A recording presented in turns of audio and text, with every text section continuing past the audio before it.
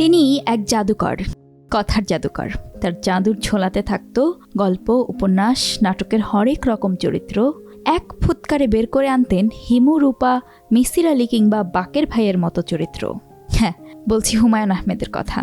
আজকের এই দিনে জন্মেছিলেন বাংলা সাহিত্যের এই জাদুকর। বাংলা সাহিত্যের অন্যতম কিংবদন্তিও বলা হয় তাকে।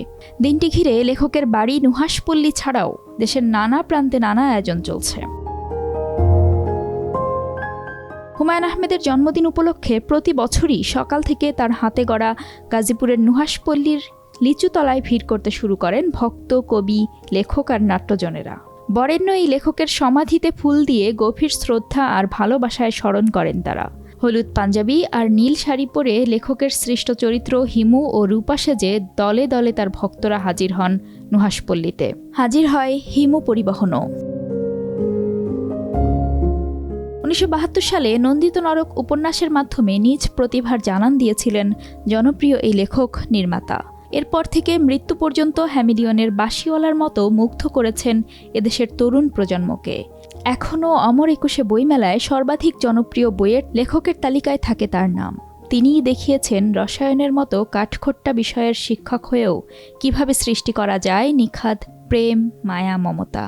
শিখিয়েছেন জ্যোৎস্না আর বৃষ্টিতে ভিজতে, যা এখনও আবেগে ভাষায় লাখো তরুণ তরুণীকে। 1948 সালের 13 নভেম্বর নেত্রকোনার কেন্দুয়ায় জন্মগ্রহণ করেন হুমায়ুন আহমেদ। আর 2012 সালের 19 জুলাই ক্যান্সারে আক্রান্ত হয়ে তিনি মারা যান। এখনও হুমায়ুন আহমেদ নির্মিত সিনেমা আগুনের পরশমণি, শ্রাবণ মেঘের দিন, দুই দুয়ারি, ঘেটুপুত্র কমলা লাখো সিনেপ্রেমীর পছন্দের তালিকার শীর্ষে। বাংলা সংস্কৃতি ও বিনোদনে তার অতি গুরুত্বপূর্ণ অবদান তাকে এনে দেয় একাধিক সম্মানসূচক পুরস্কার, যার মধ্যে রয়েছে 21শে পদক, বাংলা একাডেমি পুরস্কার, মাইকেল মধুসূদন পদক এবং বাদশাহ পুরস্কার। হুমায়ুন আহমেদ তার সৃষ্টির মধ্য দিয়েই না থেকেও যেন রয়ে গেছেন সবার মাঝে।